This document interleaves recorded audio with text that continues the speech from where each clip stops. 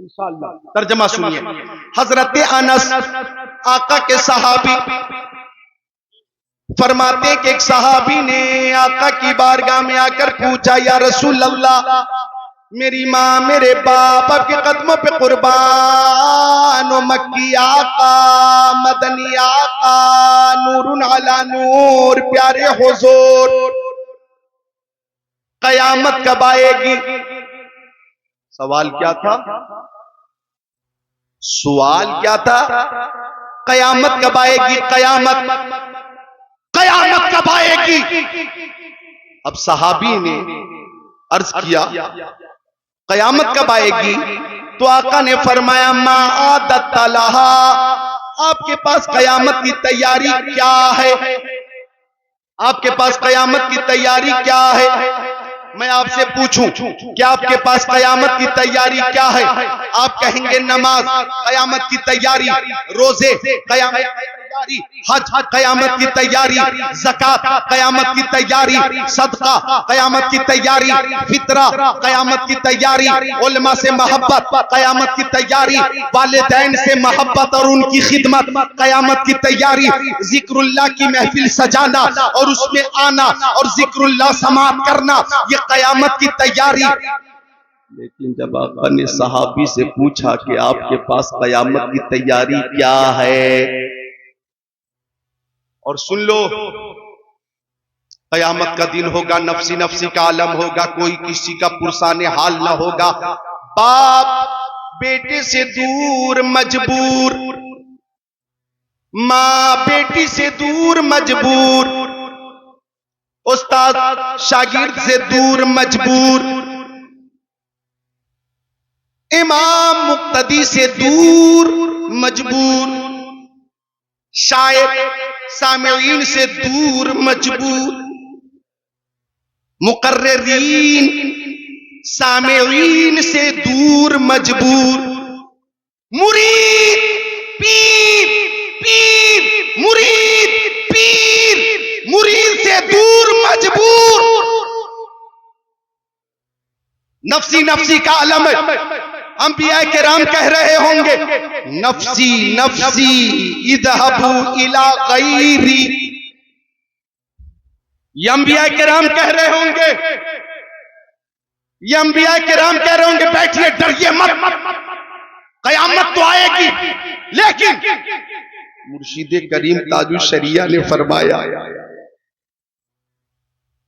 हर नजर कांप उठेगी महशर के दिन, खौफ से हर कलेजा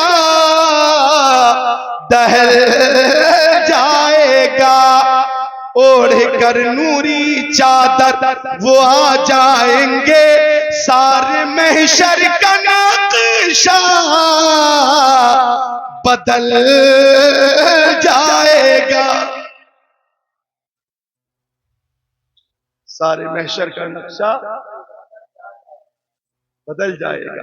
माशाअल्लाह, सुभान अल्लाह। हर नजर कांप उठेगी महशर के दिन, खौफ से हर कलेजा दहल जाएगा, पर ये नाज उनके बंदे का देखेंगे सब, थाम कर उनका दामन मचल जाएगा। सहाबी ने अर्ज किया, आका आपने फरमाया कयामत की तैयारी क्या है तुम्हारे पास?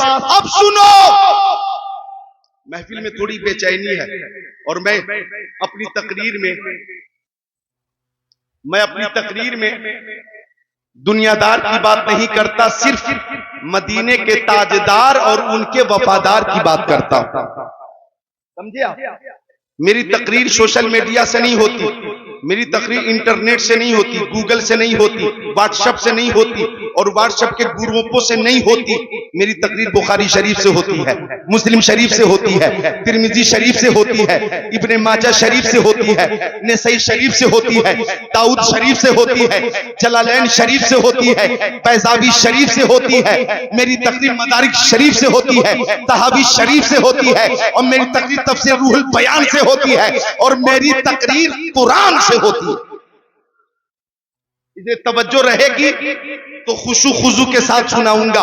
मोहब्बत से बोले सुभान अल्लाह। एक बार दोनों हाथों को उठाकर बोले या रसूल अल्लाह। अब बिल्कुल नीचे करें और खामोशी से सुने। आका ने फरमाया, हाँ कयामत की तैयारी क्या है तुम्हारे पास?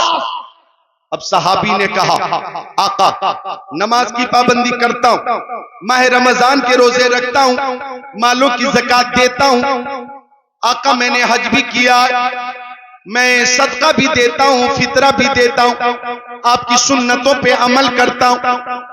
हदीस शरीफ का तर्जमा और मफहूम दोनों समाप्त कर रहे हैं आप। मगर या रसूल अल्लाह, जब कयामत का दिन होगा तो अल्लाह ताला की बारगाह में मैं नमाजों को पेश नहीं करूंगा, रोजे को पेश नहीं करूंगा, हज को पेश नहीं करूंगा, ज़कात पेश नहीं करूंगा, सदका पेश नहीं करूंगा, फितरा पेश नहीं करूंगा। या रसूल अल्लाह, मुझे नमाजों पे नाज नहीं है, मुझे रोजों पे नाज नहीं है, मुझे। तो आका ने फरमाया, तुम दुनिया में जिसे मोहब्बत करते हो कयामत के दिन उसी के साथ रहोगे। हम गौसे आजम से मोहब्बत करते हैं, हम गरीब नवाज से मोहब्बत करते हैं, हम मखदूम सिमनानी से मोहब्बत करते हैं, हम मखदूम बिहारी से मोहब्बत करते हैं, हम हजरत महबूब इलाही से मोहब्बत करते हैं, सदाकत के ताजदार सिद्दीक अकबर से मोहब्बत करते हैं, अदालत के शहसवार उमर इब्न खत्ताब से मोहब्बत करते हैं, सखावत के लंबरदार उस्मान गनी से मोहब्बत करते हैं, शुजाअत के शाहकार मौला अली से मोहब्बत करते हैं, हम सारे सहाबी से मोहब्बत करते हैं, और सैयदुल अंबिया, इमामुल अंबिया, सनदुल अंबिया, खातिमुन नबिय्यीन मोहम्मद अरबी से मोहब्बत करते हैं। और हम कहते हैं मोहम्मद की मोहब्बत दीन हक की शर्त अव्वल है, इसी में हो अगर खामी तो सब कुछ नामुकम्मल है। मोहब्बत करो प्यारे नबी से, मोहब्बत करो औलिया किराम से। और गौसे पाक हसनी सैयद भी हैं, हुसैनी सैयद भी हैं। देखो वो नौजवान, इधर देखो वो नौजवान जो कई रोज का भूखा था, कई रोज का भूखा था, खाना नहीं खाया था, और जबान पे था अंतल हादी अंतल हक लैसल हादी इल्लाहु, अंतल हादी अंतल हक लैसल हादी इल्लाहु, अंतल हादी अंतल हक लैसल हादी इल्लाहु, अंतल हादी अंतल हक लैसल हादी इल्लाहु। 7 रोज गुजर गए, कुछ खाया नहीं था, पानी में बहता हुआ लाल लाल एक सेब नजर आया। नौजवान आगे बढ़ा, सेब को उठाकर बिस्मिल्लाह पढ़कर उसने खा लिया। खा लेने के बाद नौजवान ने सोचा, सेब का मालिक कौन था? मैंने इजाजत ली नहीं, और बगैर इजाजत के इस तरह से सेब खाना तकवा के खिलाफ है, तकवा के खिलाफ है। तो नौजवान, पाकबाज नौजवान, मुत्तकी आजम नौजवान ने सोचा कि मालिक की तलाश करें। पानी के बहाव के खिलाफ चलना शुरू किया, चलता रहा चलता रहा चलता रहा चलता रहा। लंबी मुसाफत तय की तो लबे दरिया सेब का एक बाग नजर आया, और एक दरख्त की शाखें पानी की तरफ झुकी हुई नजर आई, और उन शाखों में लाल लाल लाल लाल सेब नजर आए।